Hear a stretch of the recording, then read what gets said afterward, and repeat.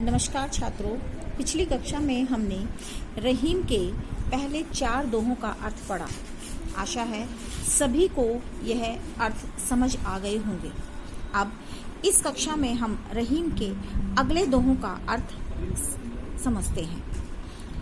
पहले दोहे में रहीम ने हमें संबंधों के विषय में समझाया कि जीवन में संबंधों का क्या महत्व होता है। दूसरे दोहे में रहीम अपने मन की बात को केवल अपने मन में ही रखने की सलाह देते हैं। तीसरे दोहे में रहीम जग में ईश्वर की शक्ति को ही सर्वोपरि कहते हुए केवल ईश्वर की आराधना का ही ध्यान कराते हैं। चौथे दोहे में रहीम विपत्ति के समय प्रकृति से जुड़ने का संदेश देते हैं।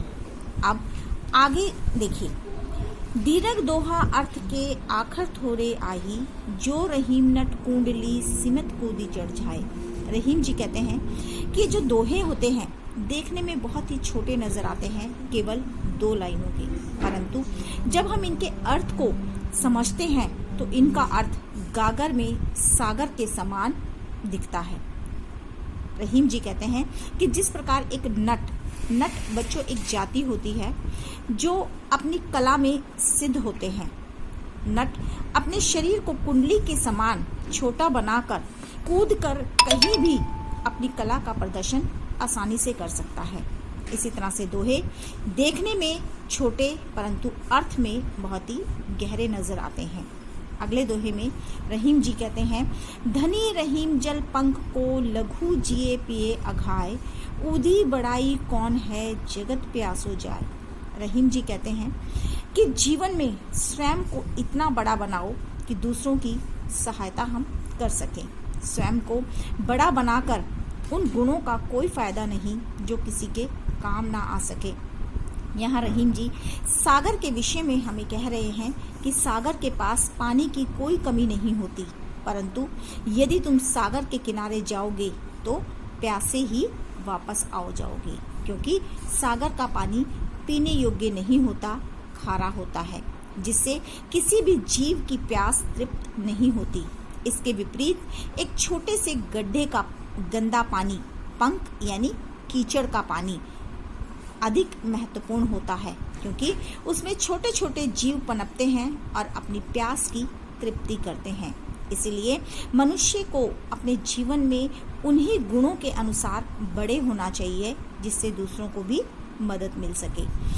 अगले दोहे में रहीम जी कहते हैं, नाद रीझी तन देह मृग नर्धन हेत समेत, ते रहीम पशु से अधिक रीझो कुछ ना देत। रहीम जी कहते हैं कि मृग एक ऐसा पशु है जिसके पास स्वयं के पास संगीत होता है। जब वो चलता है तो उसके पैरों से मधुर ध्वनि निकलती है और उस ध्वनि के साथ वह मुग्ध होकर पूरे जंगल में इधर उधर भागने लगता है और इस भागदौड़ में वो शिकारी का शिकार हो जाता है। इसी तरह से मनुष्य जिसके पास अपना स्वयं बहुत धन है, परंतु वह और अधिक पाने की चाह में इधर उधर भटकता रहता है।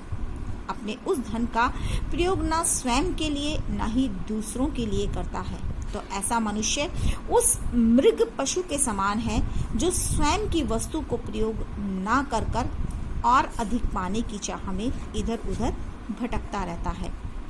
अगले दोहे में रहीम जी कहते हैं, बिगड़ी बात बने नहीं लाख करो किन कोय, रहीमन फाटे दूध को मथे न माखन होए।